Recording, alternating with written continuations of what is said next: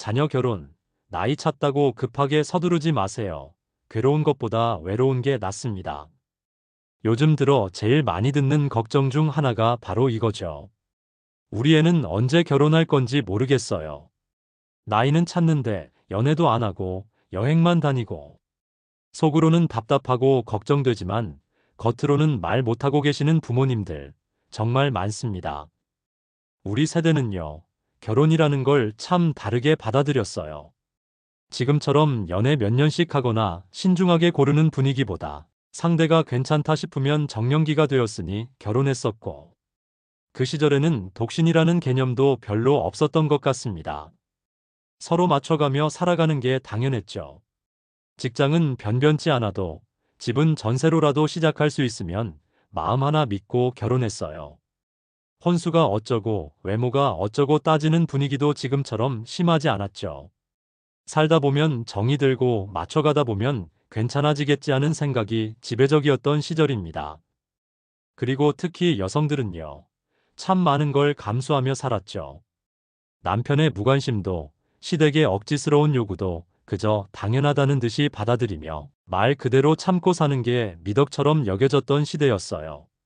설거지를 하다 눈물이 나도 친정에는 그저 잘 살고 있어요 라는 말밖에 하지 못했던 그런 세월을 견뎌온 우리가 바로 이 시대의 부모들이죠. 그 시대의 생활 모습이 주말 드라마로 고스란히 나왔었죠. 하지만 지금은 다릅니다. 요즘 자녀 세대, 특히 20대, 30대는 완전히 다른 기준과 가치관을 가지고 자랐습니다.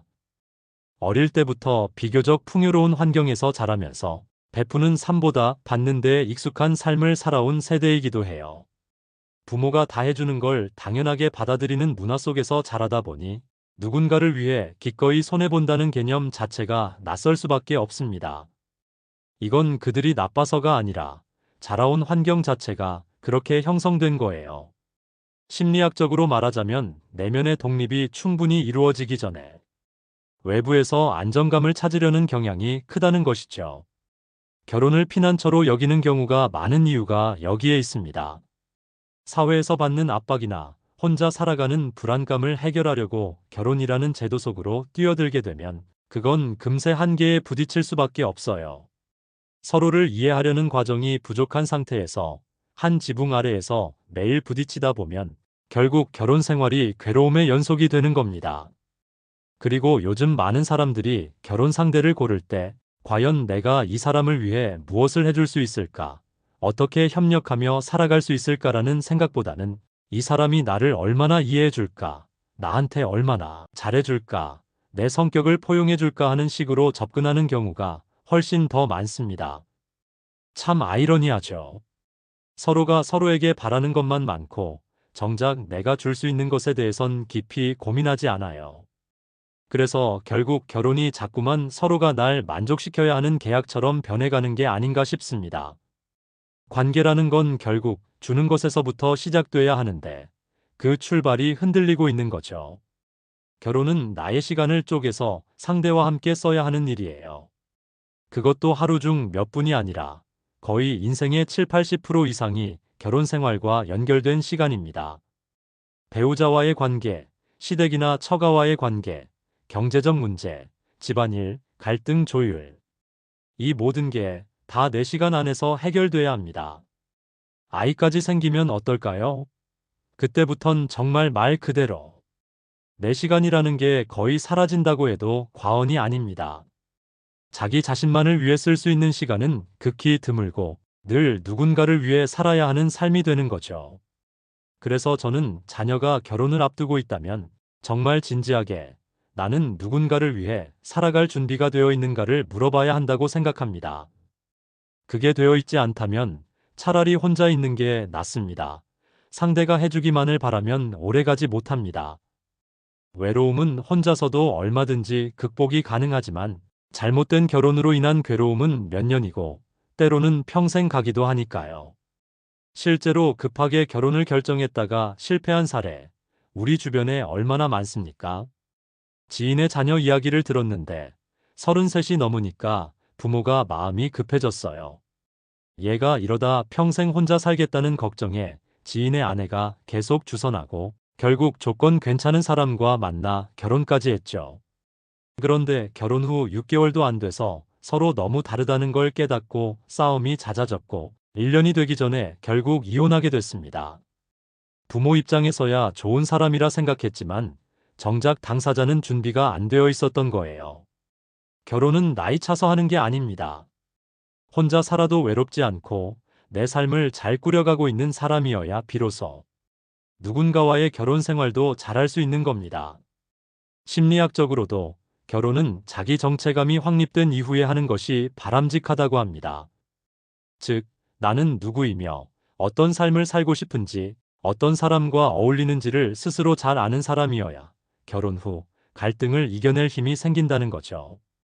그렇다면 부모로서 우리는 어떤 역할을 해야 할까요? 결혼을 강요하거나 방향을 정해주는 게 아니라 경험에서 우러나오는 조언을 해주되 최종 결정은 자녀가 하게 해야 합니다. 이 사람 조건은 좋지만 너랑 갈등이 있을 때 풀어나갈 수 있는 사람 같니?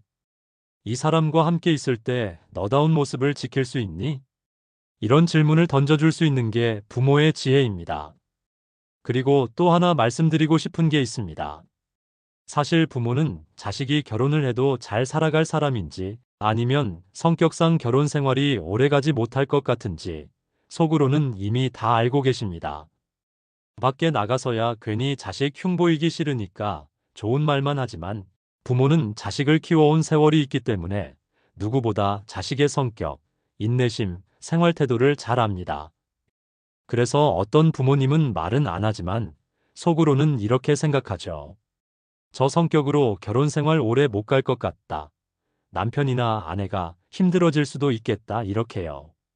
그렇기 때문에 결혼을 이야기하기 전에 자녀가 과연 지금 주변 정리를 제대로 해가며 사는 사람인지, 일상의 기본적인 것부터 책임감 있게 살아가는지, 그리고 무엇보다 부모에게 진심 어린 따뜻한 말 한마디 할 줄 아는 인성을 갖고 있는지부터 살펴봐야 합니다.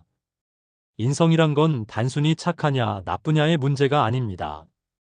베풀 줄 아는가, 나만 생각하지 않고 상대의 입장을 생각할 줄 아는가, 그리고 작은 고마움에도 표현할 줄 아는가, 이런 것들이 결혼 생활에서 얼마나 중요한지를 부모님들께서 자녀들에게 미리미리 알려주셔야 합니다. 그리고 자녀가 성인이 되고 일정 나이가 지나면 결혼을 하든 하지 않든 궁극적으로는 독립된 인생을 살아갈 수 있도록 이끌어주는 것이 부모의 마지막 역할입니다.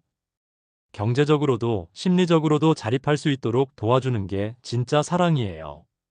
심리학적으로도 자녀가 부모로부터의 건강한 분리를 경험해야 온전한 성인으로 성장할 수 있다고 말하죠. 부모의 품에 너무 오래 머물러 있으면 스스로 인생의 선택을 책임지는 훈련을 놓치게 됩니다.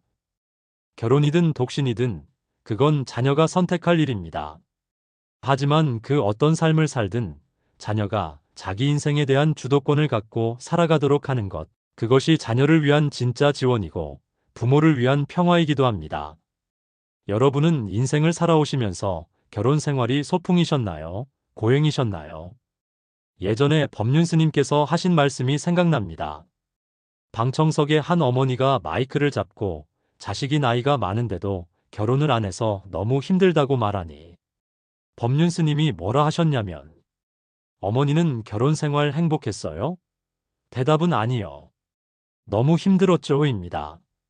법륜 스님 왈, 본인이 행복하지도 않았다면서 왜 자식은 결혼 못 시켜서 안달이에요 하시더라고요. 우리 인생이 참 아이러니합니다. 자녀 결혼, 그거 절대 서두를 일 아닙니다. 자녀가 결혼해서 살던지 독신으로 살던지 그것은 옳고 그름의 문제가 아닙니다. 선택의 문제일 뿐입니다.